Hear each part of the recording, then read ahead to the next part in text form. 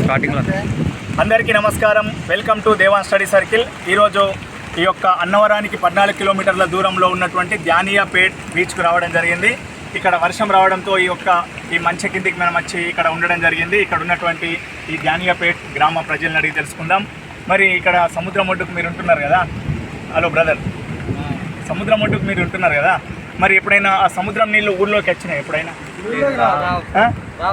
ఊర్లోకి రావా? ఇప్పుడు ఒక నది ఉంది, ఇప్పుడు కృష్ణా నది కానీ అలాగే గోదావరి నది కానీ ఉంది. అయితే ఆ నదికి అంటే ఎగువైపున కానీ అంటే పక్కకు ఉన్నటువంటి గ్రామాల్లోకి చాలాసార్లు నీరు వచ్చింది.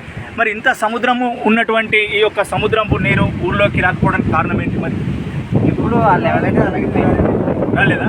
లెవెల్ ఇప్పుడు అలాగే మెయింటైన్ అవుతుంది. అంటే ఎన్నో నదులు వచ్చి సముద్రంలో కలుస్తున్నాయి, ఎన్నో నదులు వచ్చి, కానీ అది మరి అంటే పైకి ఊర్లకు రావడం లేదు కదా. అంటే భగవంతుని యొక్క మహిమగా మనం చెప్పుకోవచ్చు. ఎందుకంటే అన్నింటినీ సముద్రం తీసుకుంటుంది.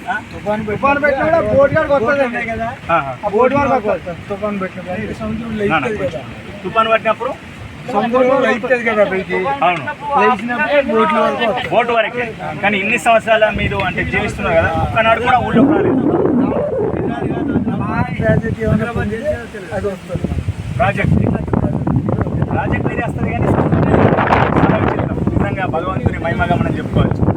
మరి మీరు ఇప్పుడు అంటే మొత్తం ఇక్కడనే తీసుకొని ఎలా ఉంది? ఏం చేస్తున్నారు అంటే మీ యొక్క జీవనోపాధి? చేపలు పట్టడమే. చేన్లు ఉన్నాయా? టోటల్ ఈ సముద్రపు నీరుని మనం చేన్లకు పెట్టుకోవచ్చా? అంటే ఎప్పుడైనా ఉప్పు వాటర్ కదా, అంటే పెట్టుకోరావాలి.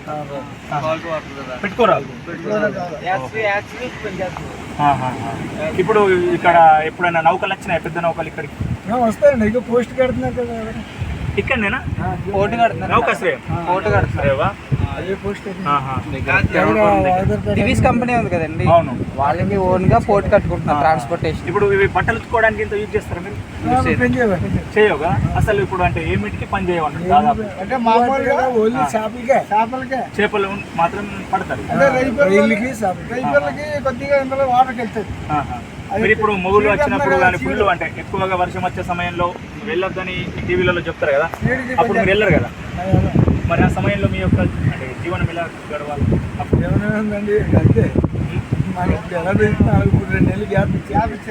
ఈ 2 నెలలు ఎలా ఉన్నా ఇప్పుడు ఈ 2 నెలలు పట్టులేనా? ఎందుకు అంటే పిల్ల పడుతుంది. ఇప్పుడు ఈ సముద్రంలో కూడా మీరు చేప పిల్లలు ఇడుస్తారా? మన ఎడమండి మహాజ్ఞాన్ కదండి, మీరు ఇడవాల్సిన పరిస్థితి పని ఏం లేదు.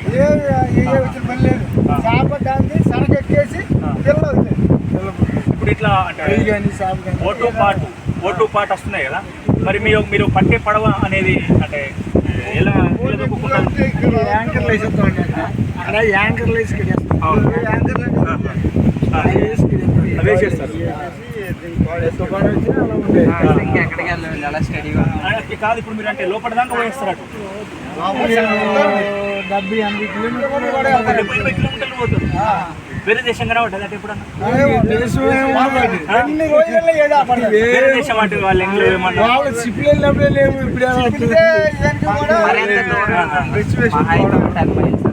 మేము మా అమ్మ నాన్న మేము మా ఆదిలాబాద్ జిల్లా మేము అంటే ఇక్కడ అన్నవరానికి మొక్కు ఉండేము. అది తీర్చుకొని ఇక్కడ సముద్రం ఉంది అని చెప్పగానే అక్కడ వచ్చేసాం. చాలా జనాలు తక్కువ అండి.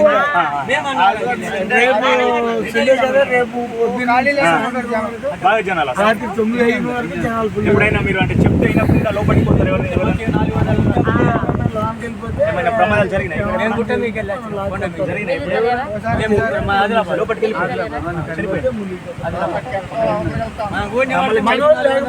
చనిపోయిన తర్వాత సముద్రం 3 రోజులు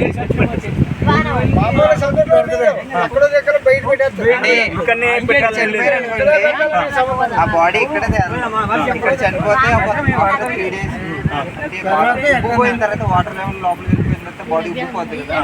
అప్పుడు ఏదో ఒక ఏరియాలో ఆల్మోస్ట్ ఒక 10-15 కిలోమీటర్స్ అవతల ఏదో ఒక ఊర్లో టెంపుల్ చేస్తారు. ఇప్పుడు ఈ యొక్క సముద్ర తీరరేఖ ఉంది కదా, ఈ తీరరేఖ ఒక రోడ్డు ఉండాలి కదా, బాగుంటుంది కదా. అంటే రోడ్డు మన అద్దు కదా, అక్కడ నుంచి ఎవరన్నా వచ్చే వాళ్ళు రాకుండా ఉండాలి పెట్రోల్. వాటర్ చాలా పెద్దది కదా, వాటర్ లో నేవీ ఉంటుంది కదా.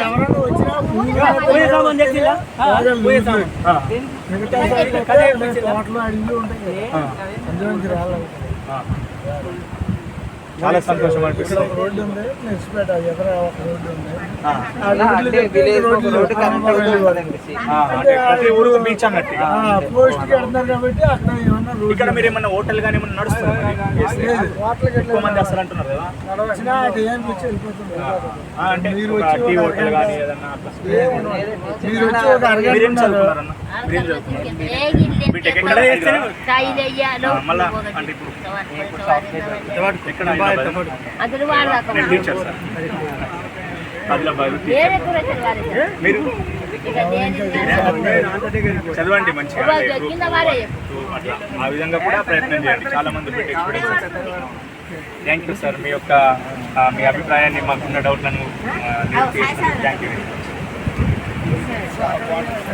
ఈ విషయాలన్నీ కూడా మనం అంటే సముద్రపు ఒడ్డుకున్నటువంటి ఊరు ప్రజల గురించి, ప్రజల సముద్రపు ఒడ్డుకు ఉన్నటువంటి గ్రామ ప్రజల నుంచి మనకున్నటువంటి సందేహాలు నివృత్తి చేసుకోవడం జరిగింది. అంటే ఒక నది ఏ విధంగానైతే పొంగి ఊర్లోకి వెళ్తుంది, మరి కానీ సముద్రము మరి శాశ్వత భగవంతుడు అయితే ఇక సముద్రం అంటే ఇక అన్ని నదులు కలుస్తాయి కాబట్టి మరి ఆ నీరు ఎప్పుడైనా వచ్చిందంటే ఇంతవరకు రాలే అంటుండు. అంటే ఇది భగవంతుని మహిమగా మనం చెప్పుకోవచ్చు. ఎందుకంటే ఒక నది మన ఊరిలోకి వస్తుంది కానీ సముద్రం ఇన్ని నీళ్ళతో ఉన్న సముద్రం మాత్రం రావడం లేదంటే అది మనకు భగవంతుని మహిమ. తర్వాత ఇక్కడ వీళ్ళ యొక్క జీవనోపాధి చేపలు పట్టి వాళ్ళ యొక్క జీవనాన్ని కొనసాగిస్తున్న జీవనోపాధిని ఎంచుకున్నారు. చేపలు పట్టి వారి యొక్క జీవనాన్ని ముందుకు తీసుకెళ్తున్నారు. అదేవిధంగా ఇక్కడ ఈ సముద్రపు నీరు మరి వ్యవసాయ పంటలకు పనికొస్తుంది అంటే పనికిరాదు. తర్వాత బట్టలు ఉతకడానికి కానీ తాగునీటికి కానీ పనికిరాదని చెప్తున్నారు. చాలా సంతోషం అనిపించింది. ఈ యొక్క సముద్రానికి వచ్చి మేము చూడడం, ఇక్కడ ఈ గ్రామ ప్రజలతో మాట్లాడడం చాలా చాలా సంతోషంగా ఉంది. అందరికీ బాయ్.